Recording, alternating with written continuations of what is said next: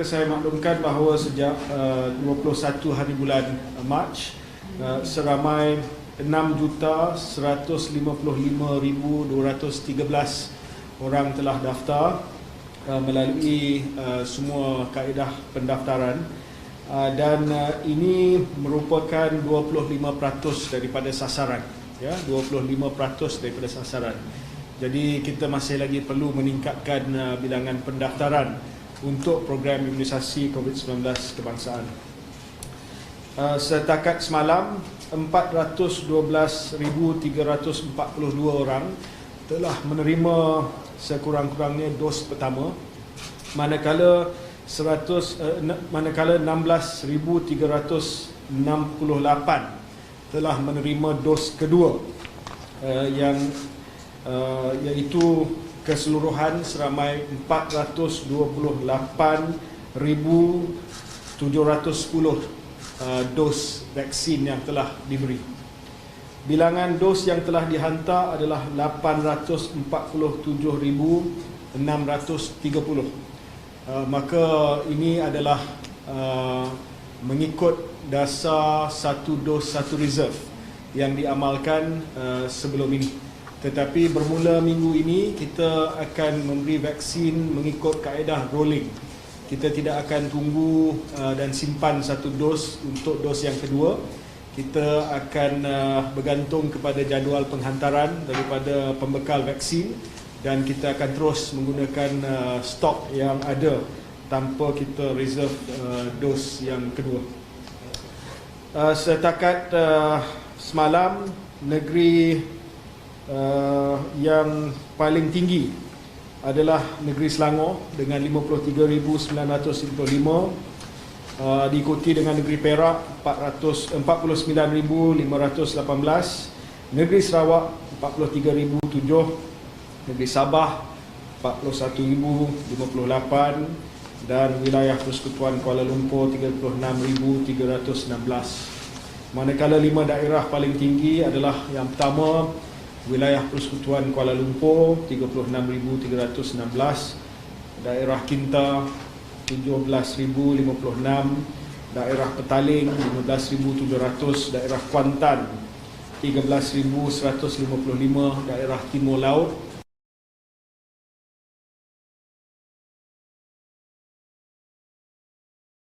akan umumkan tabung mudarat vaksin kebangsaan yang telah diputuskan oleh Jemaah Menteri pada minggu lepas, dan ini disediakan khas oleh kerajaan atas dasar keprihatinan kepada rakyat untuk mengatasi masalah sekiranya mendapat kesan sampingan yang serius akibat vaksin, dan untuk menunjukkan keyakinan kerajaan terhadap keselamatan vaksin yang kita guna melalui program imunisasi.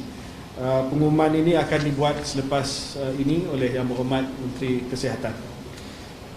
Saya juga ingin umumkan bahawa dalam usaha untuk meningkatkan lagi pendaftaran bagi program imunisasi COVID-19 kebangsaan, talian pendaftaran imunisasi COVID-19 kebangsaan akan mula membuat panggilan, phone calls, kepada orang ramai yang mempunyai akaun di MySejahtera tetapi belum lagi mendaftar untuk vaksinasi, bagi memberi peringatan kepada mereka serta membantu mereka membuat pendaftaran jika terdapat sebarang kesulitan. Jadi mereka yang sudah ada MySejahtera tetapi belum lagi daftar untuk vaksin akan dapat panggilan daripada hotline kita untuk mengingatkan mereka supaya mendaftar untuk menerima vaksin COVID-19. Saya juga ingin umumkan bahawa program jangkau komuniti ataupun program outreach akan diselaraskan oleh Agensi Pengurusan Bencana Negara ataupun NADMA. Angkatan Pertahanan Awam Malaysia juga akan turut serta bergerak rumah ke rumah, terutamanya di kawasan luar bandar dan kawasan pedalaman, untuk melaksanakan pendaftaran bersemuka, di mana talian atau liputan internet adalah terhad dan menyukarkan pendaftaran mereka. Sasaran kita adalah komuniti yang tidak mempunyai peranti digital ataupun ketersampaian internet yang tinggi dapat kita daftar secara manual, secara bersemuka. Usaha ini juga penting menjelang April nanti, di mana fasa 2 akan bermula pada satu tarikh yang kita akan umumkan kelak untuk golongan berisiko seperti warga emas, individu dengan sejarah penyakit dan orang kurang upaya. Ini bagi memastikan mereka yang tergolong dalam fasa 2 di kawasan sasaran-sasaran program jangkau komuniti tidak tercicir daripada program kita. Saya juga akan bincang tarikh permulaan fasa 2 bersama dengan Menteri Kesihatan pada mesyuarat jawatankuasa jaminan akses vaksin pada hari esok dan akan kita umumkan pada sidang media pada minggu depan. Hari ini saya akan ada sesi libat urus dengan ahli-ahli parlimen daripada kerajaan dan pembangkang. Selesai pagi tadi dengan ahli-ahli parlimen daripada kerajaan. Selepas ini saya akan ada sesi taklimat bersama dengan ahli-ahli parlimen daripada parti-parti pembangkang untuk mendapat kerjasama mereka dalam melaksanakan program imunisasi kebangsaan kita. Saya persilakan Yang Berhormat Datuk Seri Dr. Adham Baba, Menteri Kesihatan Malaysia. Ya. Terima kasih Yang Berhormat Menteri YB Khairy Jamaluddin, dan juga terima kasih kepada para petugas media yang hadir pada tengah hari ini. Dua perkara yang saya ingin maklumkan. Pertama sekali berkenaan dengan tindakan-tindakan kementerian yang dilaksanakan setakat ini. Kemudian tentang apa yang YB Menteri mesti maklum, iaitu bantuan khas kewangan kesan mudarat vaksin.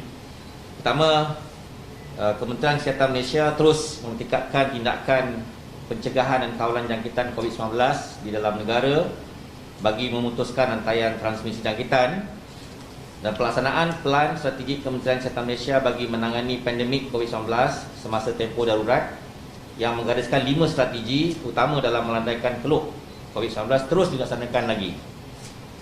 Pertama, untuk memutuskan rantaian transmisi dengan menurunkan kes harian kurang daripada 500 kes sehari dan mengurangkan kes sporadik. Kedua, mengurangkan mobiliti dan mortaliti dengan mengelakkan kes kematian di kalangan golongan berisiko tinggi dan memastikan semua perkhidmatan kesihatan berjalan dengan lancar. Ketiga, memperkukuhkan diagnostik dan surveillance COVID-19 dengan mempertingkatkan keupayaan untuk menjalankan aktiviti pencegahan dan kawalan COVID-19 mengikut ketetapan garis panduan. Keempat, mencapai imuniti kelompok melalui pemberian vaksin kepada 70 hingga 80% penduduk di Malaysia. Kelima, meningkatkan kesedaran orang awam dengan pembudayaan norma baru dan pematuhan SOP serta memulihkan keyakinan dan kepercayaan kepada negara. Sehubungan dengan itu, KKM perlu mempertingkatkan aktiviti pengesanan kes dan kontak bagi mengelakkan penularan berterusan di dalam komuniti dan seterusnya melandaikan keluk pandemik COVID-19 di Malaysia. Selain itu, saringan kumpulan berisiko tinggi perlu dipergiatkan bagi mengurangkan risiko komplikasi jangkitan COVID-19 pada golongan ini dan seterusnya mengurangkan kadar kematian dalam negara. Salah satu strategi dalam melandaikan keluk pandemik COVID-19 adalah dengan pengesanan dan pengasingan kes dalam tempoh yang ditetapkan bagi mengelakkan penularan jangkitan dalam komuniti. Bagi meningkatkan aktiviti saringan dalam pengesanan kes, kapasiti makmal bagi ujian RT-PCR telah pun dipertingkatkan ujian sampel sehari dengan penyumberluaran makmal swasta di samping makmal-makmal kesihatan awam yang sedia ada, hospital universiti, hospital kerajaan dan klinik kesihatan. Manakala ujian saringan COVID-19 menggunakan rapid test antigen ataupun RT-PCR antigen dilakukan di fasiliti kesihatan kerajaan dan swasta serta kemudahan dan perkhidmatan jagaan kesihatan swasta yang berdaftar atau berlesen di bawah Akta Kemudahan dan Perkhidmatan Jagaan Kesihatan Swasta 1998 Akta 586. Saringan COVID-19 ke atas kes-kes seperti ILI ataupun influenza like illness ataupun SARI, severe acute respiratory illness, juga diperluaskan dengan menggunakan RT-PCR antigen sekarang. Pengesanan jangkitan COVID-19 juga dijalankan di fasiliti kesihatan kerajaan ke atas kumpulan dan komuniti berisiko mendapat jangkitan yang bergejala COVID-19. Kumpulan ini termasuklah petugas kesihatan, pesakit dengan penyakit kronik, pesakit dengan sistem imuniti rendah, warga emas berumur 60 tahun ke atas, rumah kebajikan warga emas dan lain-lain.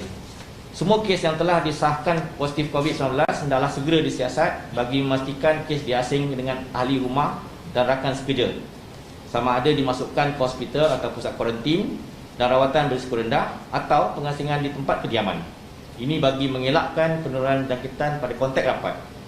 Pengurusan kes positif COVID-19 hendaklah dilakukan menggunakan semasa garis panduan pengurusan COVID-19 di Malaysia.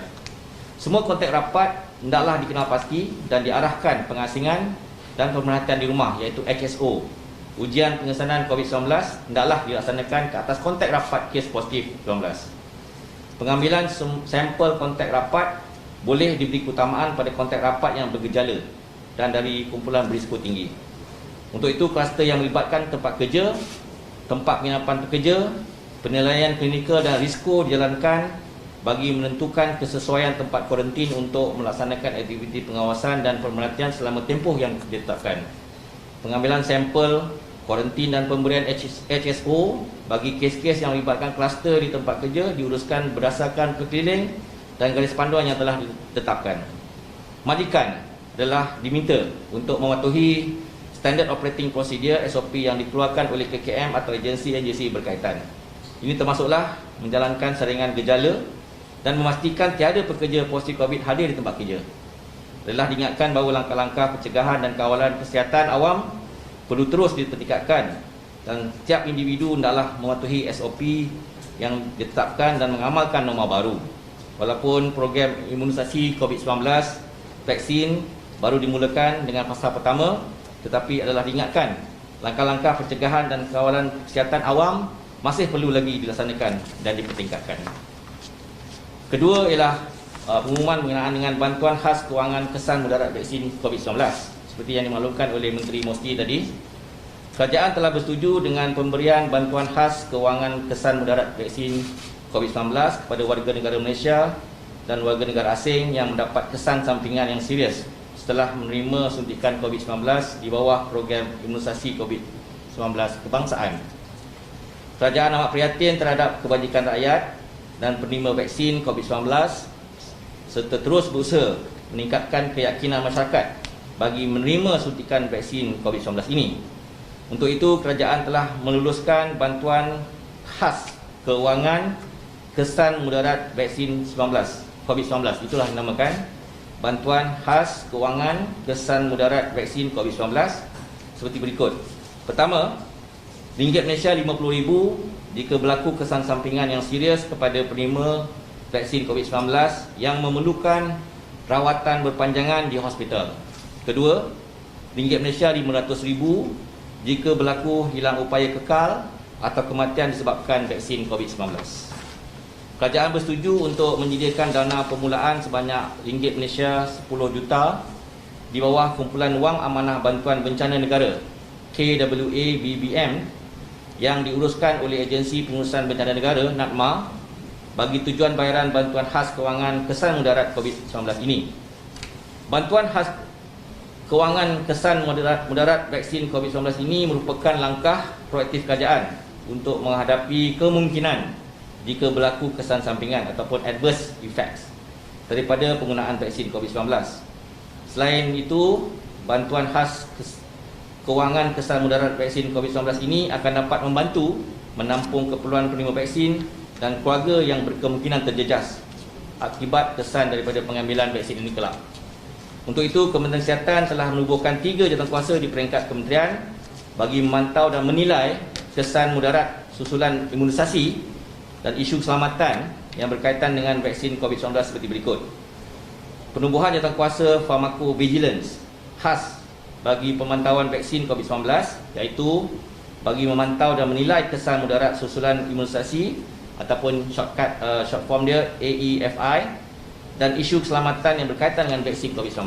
Kedua, jawatankuasa teknikal perubatan untuk menentukan sama ada kes permohonan bantuan khas kewangan mempunyai hubung kait dengan vaksin COVID-19, casual relationship. Penilaian akan dibuat secara case to case basis berdasarkan bukti yang diterima dan laporan Jawatankuasa Pharmacovigilance khas bagi pemantauan vaksin COVID-19. Ketiga, Jawatankuasa Induk Bantuan Khas Kewangan Kesan Mudarat Vaksin COVID-19 untuk memberi kelulusan bantuan khas kewangan berdasarkan keputusan kedua-dua Jawatankuasa tersebut. Bantuan khas kewangan kesan mudarat vaksin COVID-19 akan diberikan kepada penerima vaksin terkesan setelah dinilai oleh 3 Jawatankuasa ini, yang mana bayaran akan dibuat oleh NAKMA kepada penerima vaksin yang terkesan. Sekian, terima kasih. Soalan dibuka kepada soalan media. Baik. Ashraf daripada Bernama. Datuk Seri Datuk Zulkifli Ahmad semalam ada memaklumkan yang 90% warga emas di Selangor didapati tidak mendaftar dengan program imunisasi. So, apakah yang perlu dilaksanakan lagi untuk tingkatkan pendaftaran daripada golongan warga emas ini, dan untuk yang sesi bersemuka untuk daftar golongan-golongan yang akan nanti bila yang akan dimulakan? So, soalan kedua, sejak pelaksanaan program imunisasi, adakah dilakukan ada individu yang menerima kesan sampingan yang serius atau tetap, dan apakah jenis kesan sampingan itu? Terima kasih. Terima kasih. Seperti mana yang saya telah sebut tadi, CITF sedang menggerakkan pendaftaran secara bersemuka. Pendaftaran rumah ke rumah oleh APM, Angkatan Pertahanan Malaysia, melalui program jangkau luar komuniti. Saya juga telah memberi taklimat hari ini kepada ahli-ahli yang berhormat untuk menggunakan jentera Pusat Khidmat Masyarakat Wakil Rakyat, dan juga kita telah memaklumkan kepada CITF negeri dan juga daerah, khususnya pejabat-pejabat daerah, untuk menyelaraskan program outreach ataupun pendaftaran bersemuka rumah ke rumah. Panggilan oleh talian hotline kepada mereka yang mempunyai MySejahtera tetapi belum lagi daftar, kerjasama dengan kementerian, jabatan, agensi lain bagi memanfaatkan jentera whole of government, antara contohnya menggalakkan pendaftaran melalui Jabatan Penerangan yang mempunyai van-van info on wheels. Dan untuk warga emas, Kementerian Pembangunan Wanita, Keluarga dan Masyarakat serta Bahagian Pembangunan Kesihatan Keluarga KKM akan mengaktifkan program outreach, dan di Selangor sahaja kita telah mengenal pasti hampir 50 pusat jagaan untuk kita buat pendaftaran, pendaftaran dan membantu mereka mendaftar warga emas di bawah pusat jagaan tersebut. Terdapat juga beberapa kaedah yang disebut telah pun berjalan dan disokong dengan usaha daripada pelbagai pihak, kerajaan negeri, wakil rakyat. Apa yang boleh dilihat adalah terdapat lonjakan dalam jumlah pendaftaran sebanyak hampir 200,000 pada hujung minggu lalu, antara Jumaat lepas dan angka yang dilaporkan hari ini.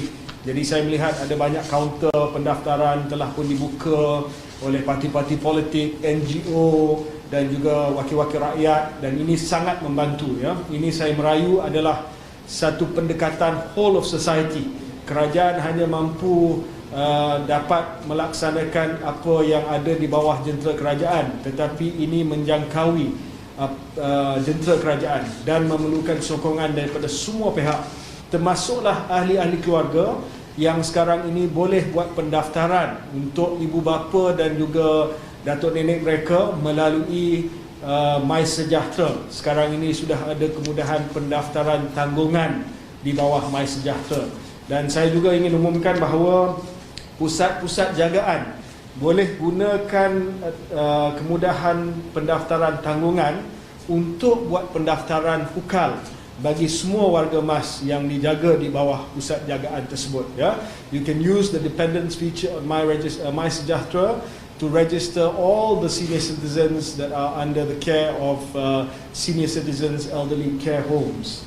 Jadi saya harap pendekatan itu akan dapat meningkatkan lagi pendaftaran di kalangan warga emas. Berkenaan dengan AEFI, saya minta Dr. Adham jawab. Ya, terima kasih. Sehingga 18 Mac 2021 terdapat beberapa kesan-kesan adverse yang dilaporkan kepada kita. Daripada data yang terdapati bahawa 20 kesan adverse tertinggi yang dilaporkan seperti throat discomfort, dizziness, breath shortness, nausea, palpitation, ada yang muntah, vomiting, itchiness, flushing, urticaria, numbness, rashes ataupun generalized rashes, chest tightness ada berlaku, cough, hoarseness of voice, wheezing and chest discomfort. Ini antara 20 kesan adverse tertinggi yang dilaporkan kepada kita, dan daripada laporan yang kita dapati sehingga 18 Mac, kita mendapati kesan-kesan seperti itu direkodkan sama ada melalui Mas Sejahtera ataupun direkodkan melalui pemerhatian di tempat observation dan juga selepas mendapat vaksinasi. Berkenaan dengan kes-kes yang dikatakan meninggal dunia, tidak ada kaitan langsung dengan vaksinasi COVID-19. Kes-kes yang telah pun didapati meninggal dunia yang dilaporkan tempoh hari adalah berkaitan dengan kes-kes yang dilaporkan seperti ini, iaitu cardiogenic shock secondary to congestive heart failure. Yang kedua ialah acute coronary syndrome. Yang ketiga ialah myocardial infarction due to coronary artery disease. Itu adalah kes-kes kematian yang dilaporkan sebagai cause of death, bukan berkaitan langsung dengan COVID-19. Okay, Datuk Seri, tadi Datuk Seri kata di 20 kesan tertinggi dilaporkan. Nak tahu selepas dilaporkan itu bagaimana keadaan individu, adakah dia kembali sembuh dengan sembuh seperti sedia kala ataupun semakin teruk ke atau macam mana? Dan satu lagi, nak tanya, setakat ni sudah ada berapa individu yang dah bayar confirm ataupun dikonfirm 10K di 10,000 di DKD? Ya. Untuk kes-kes adverse yang berlaku selepas pemerhatian di observation center kita di tempat vaksinasi, selepas mereka dapati bahawa kes-kes yang boleh dirasai berterusan, mereka dibawa ke hospital seperti chest discomfort, seperti generalized tightness of chest, kemudian ada yang wheezing tu, yang berlaku macam semput itu, dibawa ke hospital dan dirawat. Dan setakat ini semua mereka telah melalui proses rawatan dan juga discharge daripada kes, dan mereka menunggu untuk dos kedua untuk diberikan. Untuk dos kedua, mereka ini kita akan berikan vaksinasi di hospital.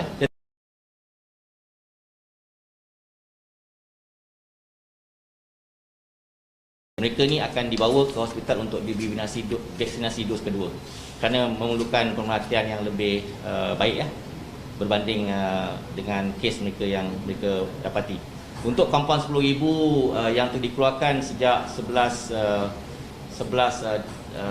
Mac itu hari, kita belum ada satu pun datang ke PKD untuk merayu dan membayar compound Okay, tadi yang mengalami kesan yang teruk tu yang tak boleh untuk tempoh mereka mengambil suntikan dos kedua tu, adakah tempohnya masih sama? 21 hari ataupun Sama. masih lagi sama? Ya. Tidak ada lewat, kita kekal beri mereka, sebab kebanyakan yang datang untuk adverse boleh diberi suntikan untuk dos kedua. Ya, soalan seterusnya di sini. Ya. Selamat tengah hari Datuk Seri dengan YB. Yang bantuan khas kewangan tu Datuk Seri sebagai permulaan 10 juta. So difahamkan Malaysia telah menggunakan dua jenis vaksin, Sinovac dengan Pfizer-BioNTech. So penilaian kesan sampingan serius tu dinilai macam mana? Dan soalan kedua, 3 jawatan kuasa tu adakah ahli-ahli terdiri daripada doktor ataupun pakar-pakar? Ya, terima kasih. Pertama sekali, bantuan khas kewangan kesan mudarat ni peringkat awal memang telah kerajaan putuskan diberikan sebagai tabung, dipanggil tabung ataupun kumpulan wang amanah bantuan bencana negara, iaitu sebanyak 10 juta. Itu pun YB Menteri Musti yang minta supaya ditingkatkan jumlah tabung tersebut untuk persediaan menghadapi sekiranya ada berlaku dua kes yang saya sebut tadi, iaitu 50,000 jika berlaku kesan sampingan yang serius kepada penerima vaksin ini, yang dua jenis ni ataupun akan datang ada banyak jenis lagi, yang memerlukan rawatan berpanjangan di hospital, maknanya long stay in hospital lah. Kedua, Jika berlaku hilang upaya kekal atau kematian disebabkan dia punya casual dia tu disebabkan oleh COVID-19 vaksin tu 500,000 not exceeding 500,000 Dan juga jawatankuasa yang ditubuhkan ialah jawatankuasa di peringkat Kementerian Kesihatan Malaysia sendiri yang akan diketuai oleh Ketua Setiausaha Kementerian dan juga wakil-wakil daripada beberapa agensi yang boleh menilai tentang kesan-kesan sampingan Dan jawatankuasa Pharmacovigilance khas iaitu jawatankuasa pertama yang ditubuhkan ialah untuk memantau dan menilai kesan mudarat AEFI itulah dan isu keselamatan sekarang tengah beroperasi. Jawatankuasa teknikal perubatan, ini dia yang terdiri daripada pakar-pakar perubatan yang menentukan kes permohonan tersebut bantuan khas boleh diberi atau tidak dengan permohonan mereka. Yang ketiga, jawatankuasa induk bantuan khas kewangan kesan mudarat yang inilah yang akan memberikan bantuan kelulusan bantuan khas tersebut Jadi ketiga jawatankuasa ini bertindak serentak dan akan dah initiate pun. Kita dah initiate dan kita secara automatik akan berfungsi. Dan untuk makluman, saya tadi terlupa beritahu, saya pagi ini baru menandatangani perjanjian untuk menambah vaksin iaitu seperti mana yang kita maklumkan, kita menambah sebanyak 30% lagi jumlah vaksin Pfizer 20 tambah 10. Ya. Previously kita 12.8 million dose, 20%. Now tadi kita dah meterai lagi perjanjian dengan Pfizer untuk membeli vaksin mereka 12.2 juta dos plus 7 million dos. Total kita akan perolehi daripada Pfizer 31.9 million dos Ini confirm, maknanya kita dah meterai untuk membeli that amount. So dia akan menjadikan vaksin coverage yang telah kita secure ialah 50%. Juga pagi tadi saya telah menandatangani perjanjian dengan Sinovac di Malaysia iaitu dari Pharmaniger Life Science, iaitu kita bersetuju untuk secure another 12 million dose 12 million dose. Yang ni yang dibuat di negara kita yang fill and finish tadi tu, iaitu 12 million doses of vaksin Sinovac yang telah diterima oleh Menteri Mosty tadi beberapa hari lepas vaksin tersebut. Dan selain daripada 200,000 yang kita beli direct dengan Sinovac di China, yang itu telah pun kita procure awal, tetapi ini yang tadi pagi tadi sebanyak 12 juta dos lagi yang kita dah secure. Maknanya kita dah ada almost 60% vaksin yang kita dah perolehi selain daripada AstraZeneca Okey, yang lain Menteri Mosty boleh update. We go to the Zoom questions. Code Blue, Sulin. Siapa? Sorry, CCTV. Okay. Sorry, the line is terrible just now, and would like to repeat and verify that if the 100,000 doses of Sinovac already arrived in Malaysia this morning. 100,000. Yes, another additional 100,000 doses has arrived this morning, and that brings the finished product that we have bought from Sinovac China, from the Beijing factory, to 200,000 doses. This is not included in the 12 million doses that we will be purchasing through Pharmaniaga.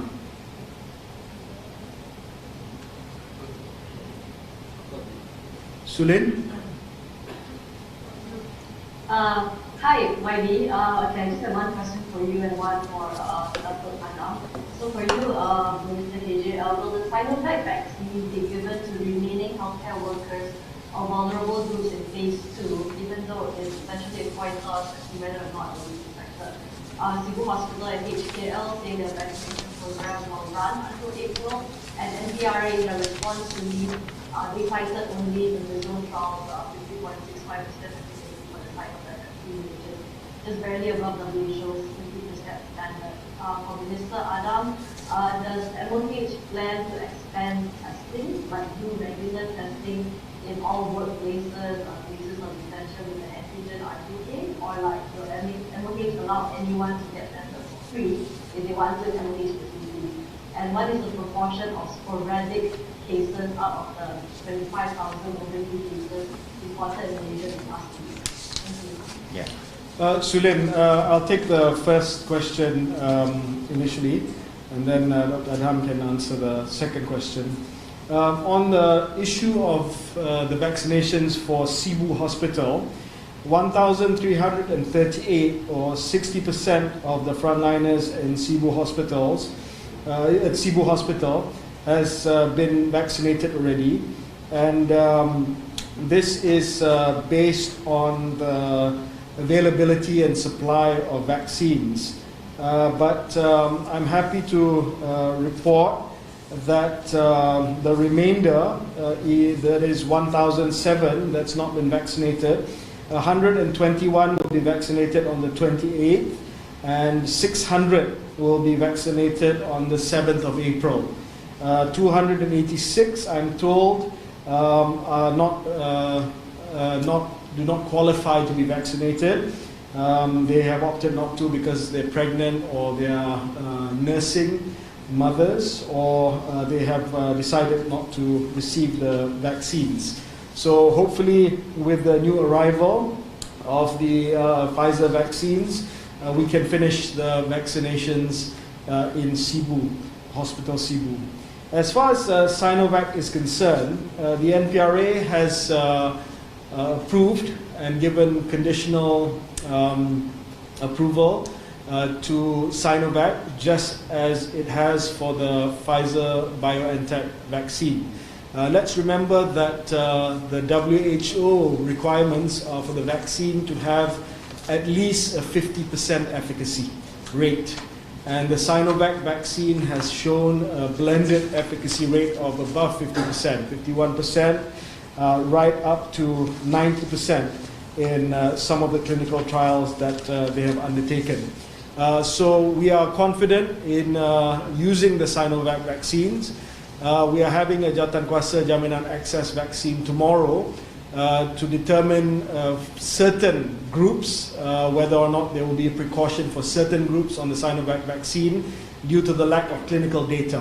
For instance, those above 60 years old. So we will come up with an advisory based on the decision that will be made tomorrow at the Jawatankuasa Jaminan Access vaccine.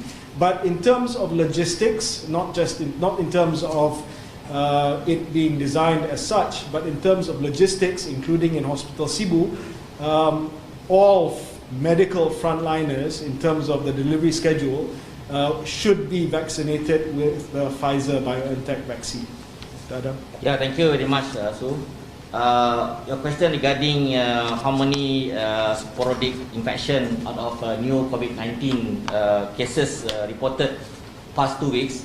I have a number here. In the last 2 weeks, there is 8 to 21st March, 13,185 cases sporadic.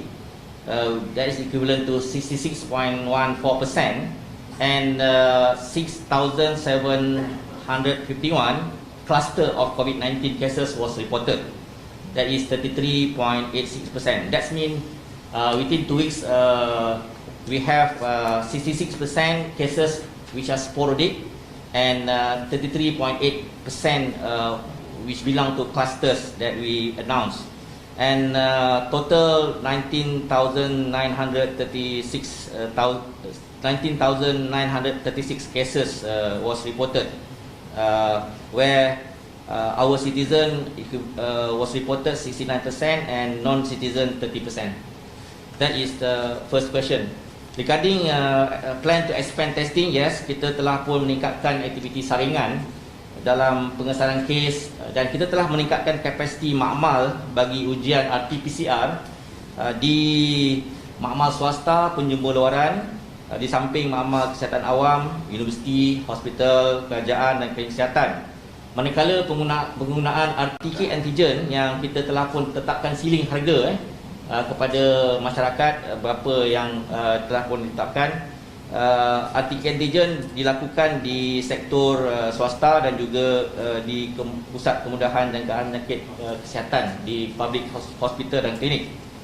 Dan untuk expand the testing, kita bukan sahaja meningkatkan kapasiti makmal untuk diuji, kita juga melaksanakan aktiviti surveillance, iaitu kita ada sentinel clinics yang kita saring most of the cases yang datang bergejala atau tak bergejala, where influenza like illness kita saring, SARI iaitu severe acute respiratory illness kita saring, dan juga kita laksanakan surveillance terhadap pembedahan dan juga mereka yang masuk ke hospital. Itu antara perkara kita expand the testing. Untuk pengesanan jangkitan dijalankan di fasiliti kesihatan dan juga mereka berisiko, yes, kita laksanakan targeted approach daripada mula gelombang pertama, kedua dan ketiga. Kita still lakukan benda yang sama. Dan yang ketiga ialah Perkeso telah pun diminta untuk memastikan all construction workers and manufacturing sectors workers dalam negara kita untuk diuji COVID-19 test. Dan setakat ini kita ada fasa untuk menguji mereka sehingga 31 hari bulan Mac yang akan tamat pada bulan inilah, hujung bulan ni. Maka dengan mengadakan testing kepada kumpulan-kumpulan yang saya sebutkan tadi, kita telah pun mengadakan plan yang strategik untuk memastikan bahawa kes-kes yang dapat didapati berpotensi mencetuskan jangkitan, kita menubuhkan rapid response team dan rapid assessment team. Selain daripada membenarkan general practice yang setakat ni 200 klinik GP yang telah pun diberi kuasa untuk mengeluarkan HSO, House Surveillance Order, pada kes-kes yang positif dan juga yang perlu dikuarantin. Thank you. Next question. BFM. BFM. Melissa here from BFM. Yeah, Can you hi. hear me? Hi, Melissa. Yes, hi. I have a question about our vaccination rates, which is at about 10,000 plus a day for the whole country. Do you think the vaccination process can be faster, and what is the reason for the current pace? And on a related note, some medical experts have also said that phase 1 can end sooner than planned. What are your thoughts about this? Yeah, so the vaccination rate at present, which can go as high as 20,000 a day, is based on the delivery of vaccines. So as I mentioned earlier, we have received 847,630 doses, and we have vaccinated 428,710 doses. That's about 50%. And that was based on the policy of one dose, one reserve, meaning that we kept one in reserve for the second dose. That policy was in place initially because we wanted to mitigate against delivery delays. But now that we are confident with the delivery schedule that Pfizer has honoured and that Pfizer has implemented, as of this week, we have lifted the policy of one dose, one reserve, and we will roll the doses. So you don't have to wait for new delivery in order to release the doses. So with that, we will be able to finish phase 1 earlier, and we can start phase 2 earlier as well. Does that answer you, Melissa?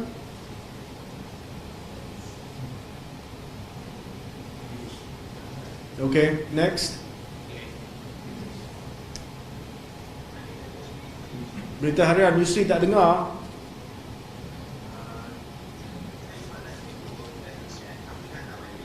Kurang dengar. Can you speak louder or nearer your microphone? Oh ya, can.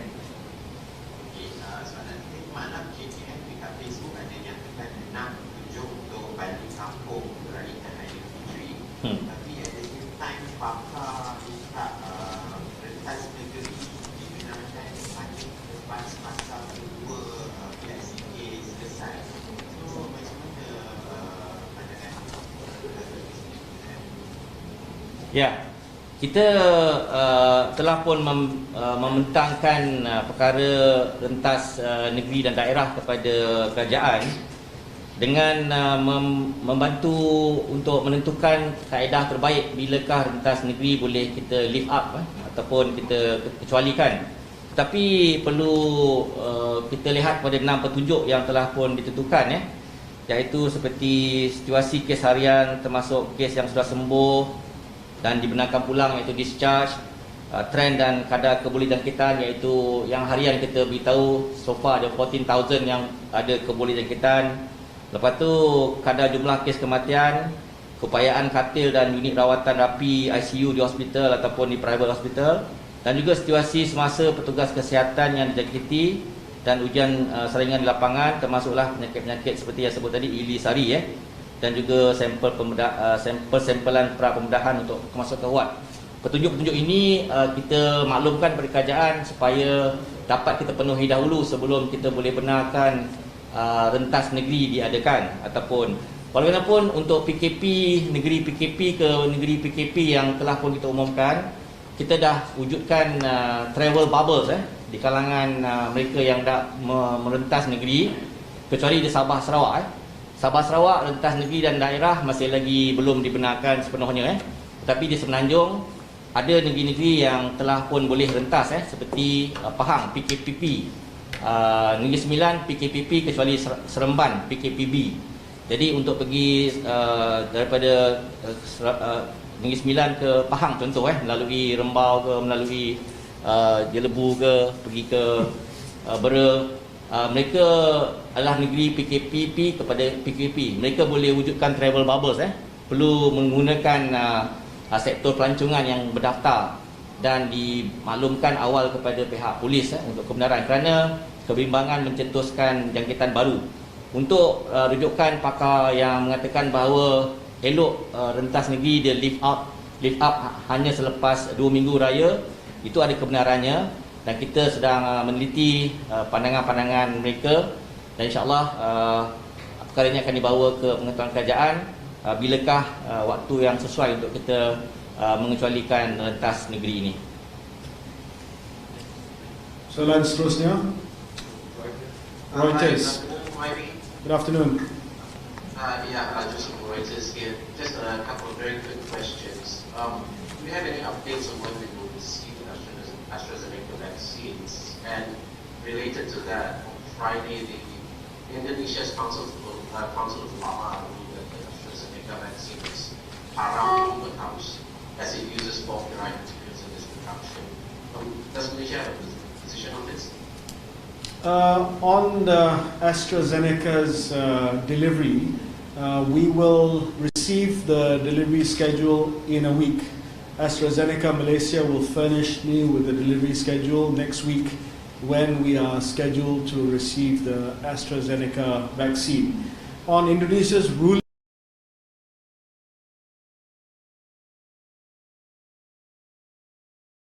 studying the trail of ingredients or trail of components in the vaccine, and we will be issuing our position soon.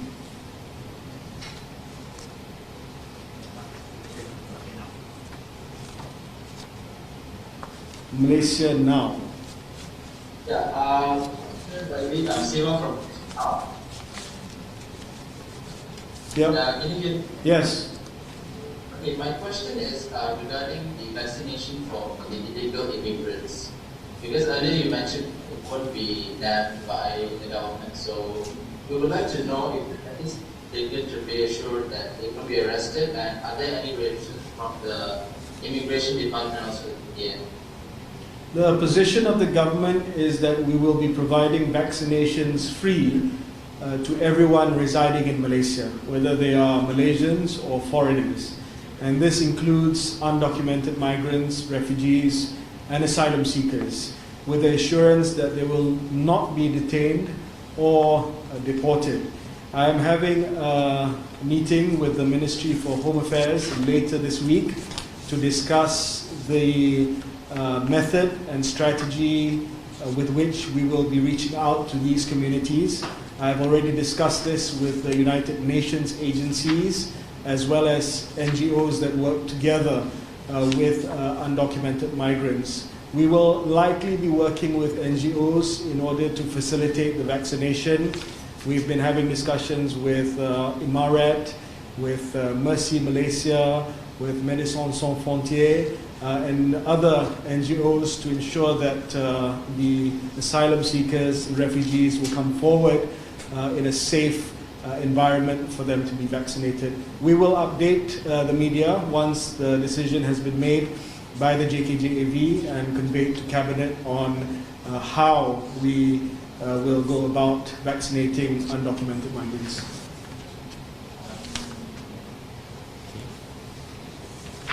Ya, ada lagi? Yeah, hi. Hi, Wadi.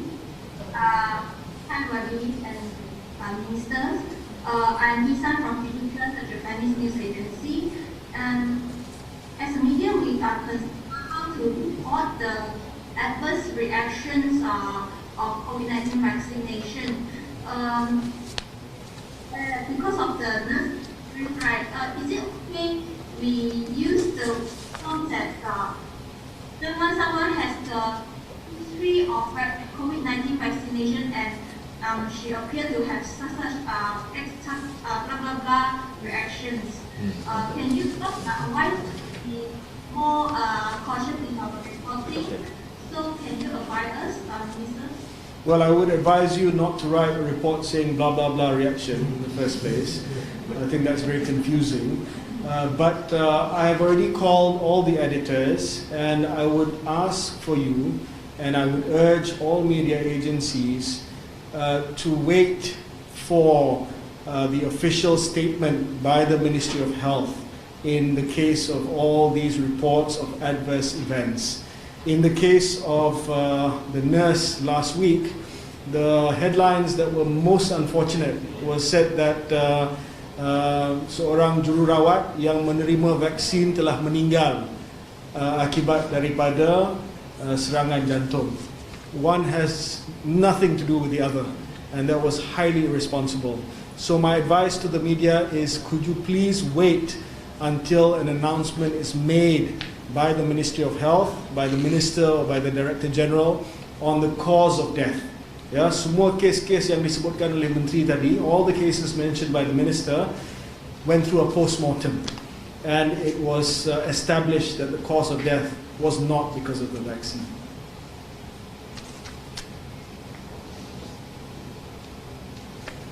Ada dua lagi? Ya, allow 2 more questions.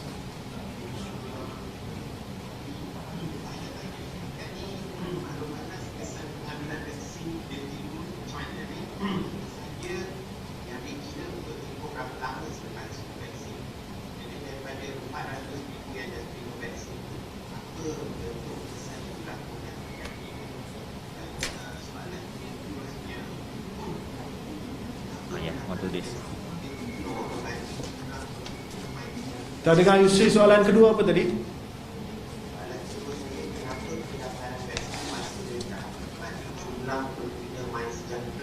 Ya.